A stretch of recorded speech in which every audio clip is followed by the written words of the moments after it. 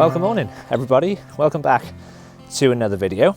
If you watched last week's video, you'll know that I recently moved house. And thanks to Storm Bert, which blew its way through here over the weekend, the roads have been quite flooded. And today is the first day that I've been able to actually get out with the camera to kind of go exploring. So I thought I would bring you guys along, and there's a few things that I want to talk about today. Should not done this piece to camera walking up a hill. Fitness needs to be a key priority this winter.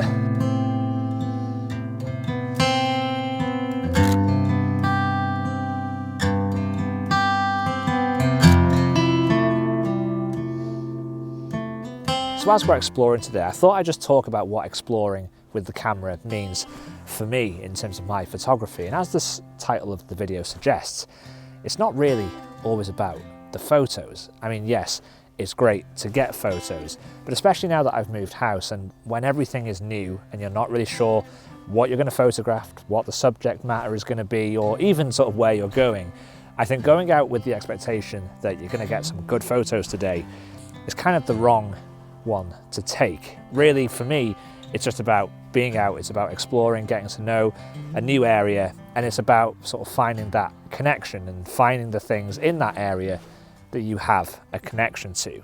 And sometimes that doesn't have anything to do with photos. So the things that I'm looking out for today are scenes like this, where you've got this old barn with ivy and broken windows, and the light on it is quite dappled through the trees. So at this time of day, it could make for quite a nice image, but it lacks kind of a subject. Like, this is like a nice scene, but it needs a vehicle or something coming through this road to help make it. Now, there's been a few cars and vans that have come through, but that doesn't really tell the story. It needs to be the right vehicle. It can't just be any car. So thinking like a tractor or a Land Rover Defender, something that sort of tells the story or paints the picture of the environment that we're in, which is, you know, a lot of agricultural farmland. You know, pretty much every property around here is a farm of some kind. So these are the little things that I'm starting to make a mental note on as I'm walking around.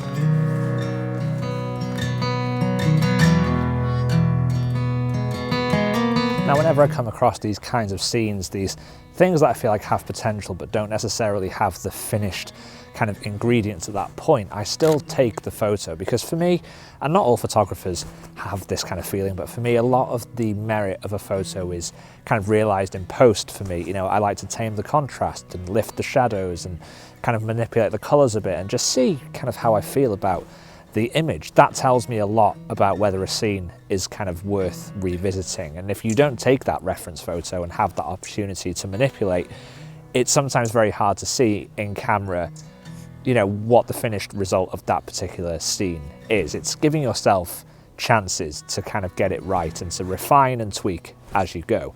So that's kind of the plan today.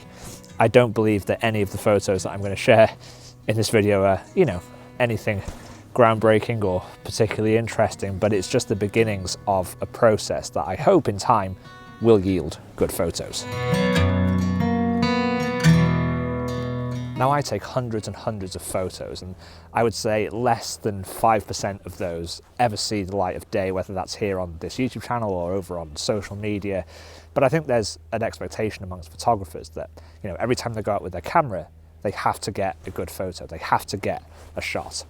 And I think that's because photographers are looking for the finished article all the time, that composition or that photo where all the elements and the stars have aligned. But, you know, for me with my photography, especially moving here, you know, the chances of me finding that photo where everything is aligned is just unrealistic. So now all I'm doing is I'm going out and I'm just looking for sort of fragments of photos and things that have potential. So it's not about the photo, it's just about experiencing and visualizing things and trying to find that connection with the subject matter and the things that sort of catch my eye. And that lower expectation and that long-term approach to photography, you know, delayed gratification is a really lovely thing. You know, if we got amazing photos every time we went out, every time we hit the shutter, it would sort of, in the end, just not be very fun anymore. You know, it's the unexpected and it's the unknown quantity of just not knowing whether you're going to get a shot or not. I think that's where the excitement in photography and the rewarding nature of photography comes from, especially for me. Anyway, there's another scene here that I thought I would just quickly talk about. So this is the scene behind me. It's this really old derelict cottage, but it has so much great character. There's a load of different colours on the brickwork from just the patina over the years. There's some ivy and some mosses growing on it, and I absolutely love the colour on the doors and the shutters on the windows. It's that lovely aqua colour, and all the wood chip is starting to sort of peel away.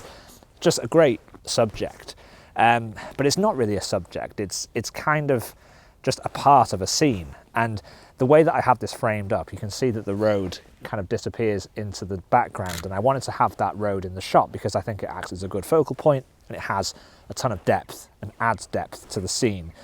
So it needs a vehicle, it needs a car, it needs something that is of the same character as the derelict cottage. So again, just something that's a bit old, a bit rusted, you know, things that have seen better days, not a modern car or anything like that.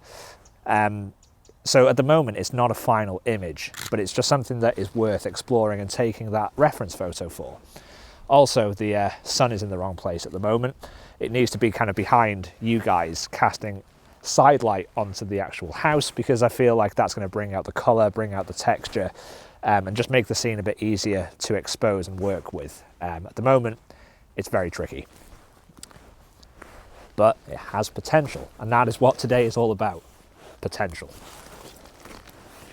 Now you'll notice in a lot of these photos that they're not going to win any awards for being technically perfect. You know, I'm shooting everything in aperture priority mode. The sky is probably clipped in a lot of these, but that's not the point today. You know, it's not about getting the technically perfect photo.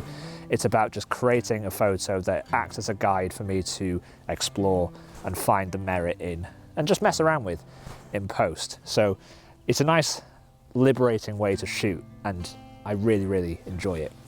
I urge you guys to do the same.